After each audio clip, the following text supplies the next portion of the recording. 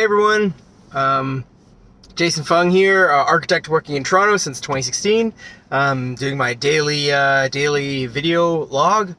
I'm rushing. I'm rushing to go pick up my wife at the moment in some gnarly Toronto traffic. At the moment, they are doing streetcar. They're doing streetcar track repairs on Adelaide, which goes eastward. It's an east one direction route. Queen Street is chewed up with construction. College Street, they're doing also streetcar track improvements. Those are the main kind of east-west artillery routes for me to get from the office to home, and I'm left with this weird route that I'm taking at the moment. So a little bit brutal, but that's kind of our daily problem. That's my daily problem, getting home every day. Today, it was busy, but also not heavy on the meetings, but more of dealing with some work issues. Got into the office again, 9 o'clock kind of thing, normal time. One of my staff members, he's giving he's a guest critique for final year projects at Toronto Metropolitan University. So that happens. That's kind of an architect thing, is going to the university and lending your critical advice, your critical thinking to students to not to really tear up their projects, but that does happen where the projects are done and they're not fully kind of formed or fleshed out, unfortunately. And so, it's fine. So he's there today for first year crits. I will be there for Friday for third year crits. This is us giving back to the community. We certainly don't have to. We don't have to spend an entire work day talking to the students and seeing them present. But I see that it's just it's a good thing to do. And also for us, we get to see what are the students doing. Like, I get to see what is considered, contemporary, or, just the things that they're doing as students. I want to know, because, like, the last thing I want to do is become out of date. I don't want to become a fossil. So, albeit I'm already a bit of a fossil, so that's fine. Anyway, so one of my staff members is doing that. What happened today? Hard to think about. I went to had a coffee.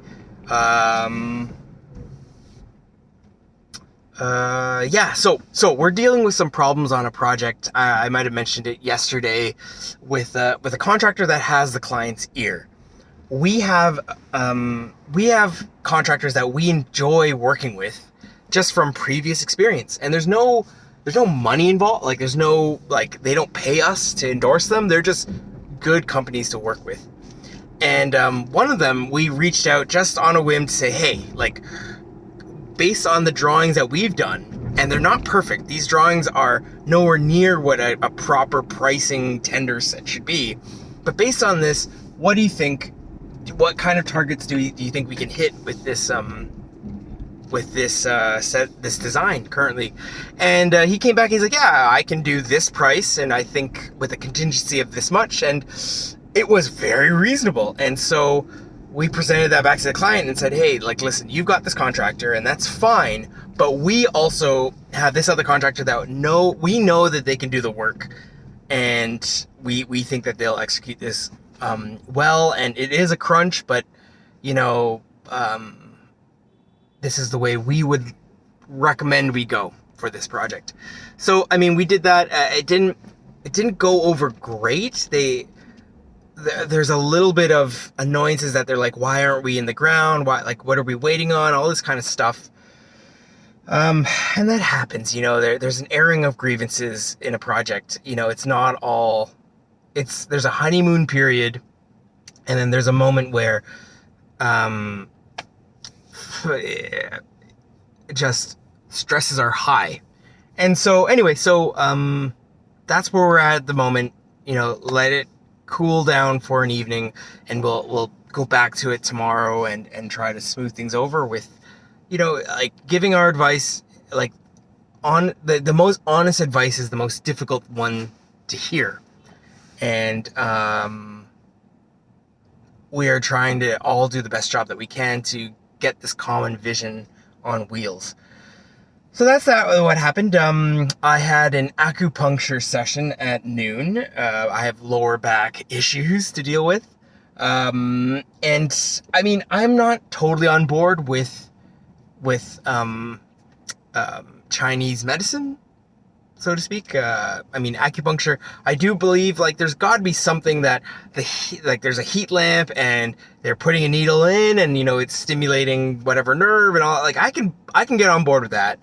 I'm not fully on board with the pulse, like them feeling my pulse or looking at my tongue, or like, to me that's a little bit wishy-washy pseudoscience in my opinion. I'm not a doctor. Don't take my word on it. It's just that's my thinking on it, because I haven't seen any literature about how feeling someone's pulse will give you enough of a picture to be able to diagnose anything of real substance. But that having been said, I mean, had the acupuncture session and that was great. It's like literally what it does is I get to lie down for like an hour, which is really nice. And afterwards, came back and I had a few meetings. So I had a meeting at 2 p.m. To talk about, it was a survey. So this was it's research from one of the software that we use to track time. It's called Harvest. Great software if you're running a small business for time tracking, invoices, expenses. Highly endorse it. I'm not being paid for this endorsement. And I've been using it for years, and it's not my idea. It's from the last firm that I was at, Studio JCI, great architecture firm. They started using it, and I found it such a lean way to track time. I've worked at firms where we would track time with Excel spreadsheets, and it would take me like 4 hours to do my timesheets. Tremendous waste of resources.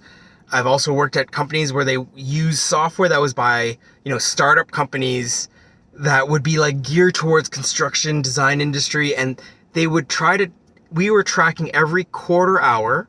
So like 25% of an hour, like every quarter hour was tracked, and it had this spreadsheet of like, you're doing wall sections, what part are wall sections, what part of that part of the wall section, you're doing interior elevations, what part in which room, and it was like this insane breakdown that no client really cares about. Like a client who's paying doesn't care about whether you were working 4 hours on a steel angle detail in a wall section.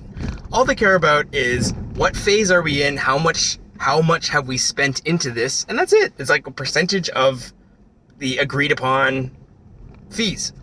So Harvest is great in that sense that we can simplify all those things, and it's just straightforward. Bob's your uncle. So I had this kind of research call. They were just trying to get a sense of their customers, airing of grievances, things that we don't like using on Harvest. I just talked about my business. I was, and at the end of it, as an aside, the person who called was like, actually, I have a family home, I have a family cottage in the province. So this may lead to a lead for a project. So you never know the people you talk to, you never know who you might be talking to and what kind of business prospects that could happen, that could blossom out of those discussions. So that was kind of a funny turn of events. And then had a call with a potential client at 4. This is a condo renovation in Toronto as well. And going through the motions of, what they're about, what they're looking for in their condo renovation, talking about budget, timeline, all those really good things, but then also just getting a sense of who they are and what they're about. And like a big part of our job it's not really brick and mortar.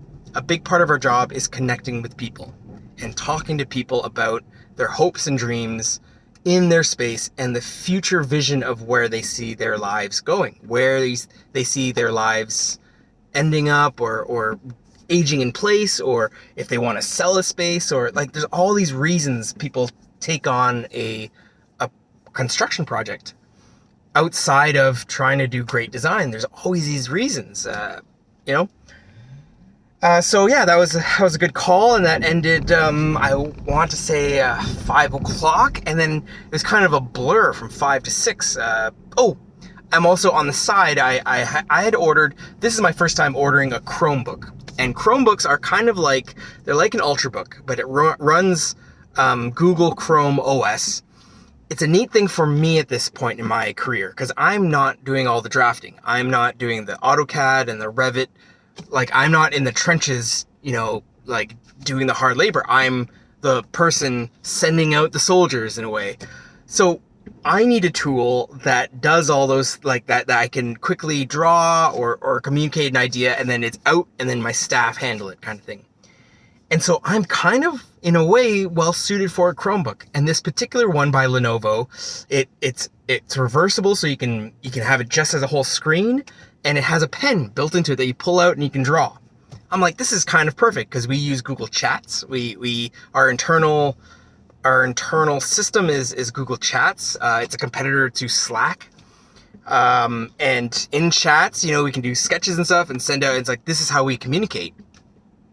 I don't need a power-hungry machine to do renderings and things like that. I mean, maybe once in a blue moon I'll do a 3D rendering, but that's not my role in my work anymore. I'm more directing people. So something to draw on electronically, perfect. It arrived yesterday, and it's already bricked. Like, I used it for about maybe 2 or 3 hours, and then it went into this recovery mode boot loop thing.